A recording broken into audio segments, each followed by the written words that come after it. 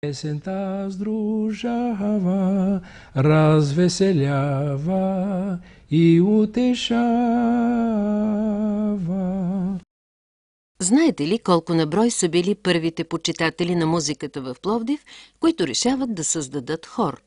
Знаете ли кога се е случило това? Знаете ли най-напред как се е наричал този хор? Любителски мъжки хор, така се е наричал. Ентусиастите, създали този първоначален певчески колектив, били 18 на брой. Годината, в която се случва всичко това, е далечната 1895. За диригент е поканен Ангел Букуришлиев, учител по пеене в Пловдивската мъжка гимназия. А знаете ли коя всъщност е истинската рождена дата на Пловдивското певческо дружество Ангел Букуришлиев? Всъщност, датата, която трябва да помним, е 4 март 1896. Точно тогава на учредително събрание създаденият любителски мъжки хор е преименуван на Пловдивско певческо дружество. В основата на това събитие са 3 будители, 3 родолюбци и най-вече 3 музиканти – Антон Безеншек, Ангел Букуришлиев и Антон Тайнер. Силно искали в нашия град да се чува българска музика, а не, както те самите казвали, да вилнее италианската и гръцка музика. От това време до днес са изминали 112 години. Вероятно за това определят Пловдивското певческо дружество Ангел Букуришлиев като живата история на хоровото дело в България. Ангел Букуришлиев основава този състав и е негов пръв диригент. А самия той, като учител в Пловдивска мъжка гимназия, е роден в село Плевня Драмско.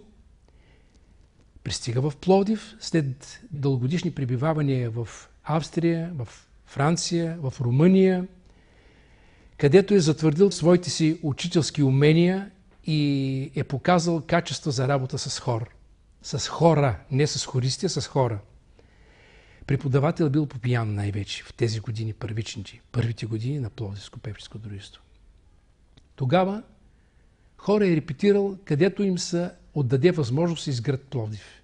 Където са намерили заличка, столче, местенци, кермитка, зимно време, където печеца по гори да могат да се съберат, но ентусиазмът е бил толкова голям, че аз като чета така историята и писанията, автентичните писания на тогавашните хористи, има още няколко, които са живи, но в началото на миналия век, които все още така споделят това, което са чували и от тяхните батковци, се чуда как така във времето тук на втория ред е стоял околийския управител на Пловдив.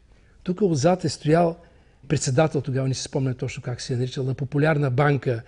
Тук са идвали хора, които не може така да чукнеш на вратата на сградата и да ти отворят веднага вратата. Влез, не питат кой си. Значи тук са идвали хора, адвокати, лекари и родити хора. Идвали са хора, които са заемали много високи обществени положения. И покрай тях са се допълвали с такива, които могат и да пеят. То и те са могли да пеят, но първо дружеството е било за такива като тях. Значи, нека да не се приема, че Пловдивско певческо дружество е създадено само за именитите пловдивчани, но те са били създателите, т.е. и продължителите във времето на този хора. А дали знаете кога дружеството се здобива със своя собствена сграда? Домът на българската народна песен е открит тържествено през декември 1928 година.